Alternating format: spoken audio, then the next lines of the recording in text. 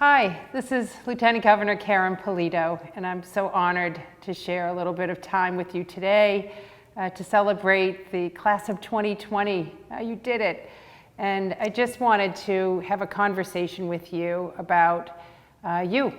And you're just amazing women, and you've chosen to take advantage of these opportunities offered by the Greater Boston Chamber and Simmons University. They just do an amazing job over there, and the CBT architects. And this was your choice. You know, we are living through extraordinary times, and this program, while you were thinking about doing it and you've done it and now you've come to this graduation moment, definitely felt different than what you perhaps envisioned, but you did it, and you're more equipped than ever to pursue the next steps in your life. So that's what I really wanted to just talk with you about for a few moments, about preparing for things in life. And I've always felt that coming through this experience, whether it be becoming a lawyer or managing my family's business or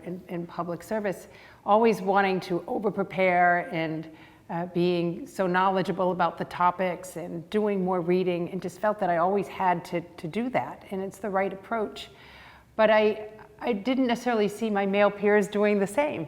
And I'm sure that there are moments in time that you say you just feel you need to prepare more so for the moment, and that's okay. You need to prepare and you need to do the work and put in the effort to feel confident that you're in a good place.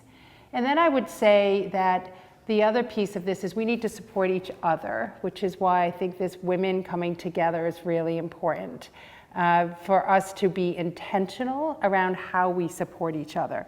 So when I think about that, I think about having a mentor. Now, you might have been able to meet someone over the course of these past few days that you've connected with. Maybe it's someone going through this program with you, or maybe it's someone at Simmons, or maybe it's a mentor from the Greater Boston Chamber that you've admired and finally you've met and to be able to have with you. Leave with that mentor as part of your toolkit. That relationship's really important, and it's one of your assets that you have to call back on should you decide you want to do something and you're just not sure. I would say another nugget is not only working and being prepared and feeling confident when you're pursuing different things, but not to be afraid. Just don't live with regrets. If you feel inside that there's something that you really want to do and you feel you're prepared and that you really want to give it a try, there's no failure in trying. You just try. If you fall short, you just try it again and figure out what you could do differently. But don't live with regret. Don't say, I wish I did that.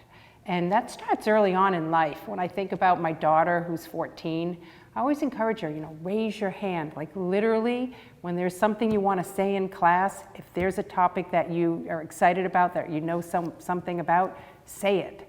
Don't hold back. I've been in situations, and perhaps you have too, where you feel like you want to contribute something to a conversation, but you might be in a room full of people that maybe you're not entirely familiar with, or maybe it is male dominated, and you say, maybe I'll just wait. And then the moment passes and you don't bring up what you could bring up at that moment. The point of that is our voices matter, our experiences matter. And when you bring in a diversity of opinion and you bring in different backgrounds and experiences and different voices to that table and to that conversation and to that analysis, the outcome is better. So that's just don't hold back. Whether it's big things about climbing to that next rung on the ladder and you're not sure about whether to do that, but you're really excited about it, reach out to your mentor. Talk to your family, obviously, about the support you need to take those next steps, but do it. Don't have regrets. And the other is just to be mindful of the things you need to do to keep yourself, healthy and well. Here we are in this pandemic trying to balance for you, adding more tools to your toolkit and gaining this experience, but at home you have children and families and parents and people around you that you're trying to balance their needs with and balance time with them. So that's always a challenge in life. And I would say that you're standing on a solid foundation. You know, you have your education, you have this access to more opportunity, you have this network that you are connecting with these role models and mentors around you. And that I think about my toolkit, right? I think about the box of things that I carry with me. You know, what's in that box that I can call upon to serve me at different moments in time? And then what can I add to that? You know, what can I do to replenish it and keep it full? And just think about the foundation that you stand on. It's your education, it's your family and all the support you have at home, it's your friends and yes, your mentors and the people that you're coming to contact through this amazing program. And then on that foundation, you set your ladder.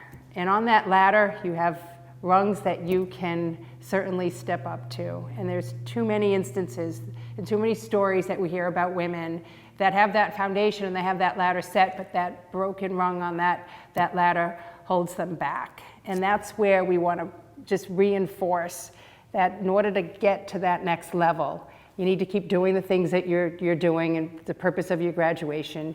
You need those friends and mentors to be able to say, okay, just take the step. We're all there with you. You can get there. And to not be afraid. And just go for it. And the final piece is that we need you now more than ever. When you think about what we were talking about like 4 months ago, this amazing economy, we're talking about STEM education and access to opportunity and getting more women and communities of color plugged in to the jobs in our economy. You know, we talk about equal pay for equal work, but I say we want more women to plug into jobs that pay more and access to education and to the great jobs that are part of our Massachusetts economy. They will come back. And when the businesses return in the new normal, they will always need talent, people with different backgrounds and experiences, hard workers, people that just want to be on the team and to make the difference. And that is you, and that is what we celebrate today. So congratulations, you worked it, you've earned it, you've made some new friends and contacts in the process, and I just want to say how proud I am of you, and maybe someday we'll meet along the way. Congratulations, enjoy where you're at, enjoy your friends and your family. I'm very proud of you.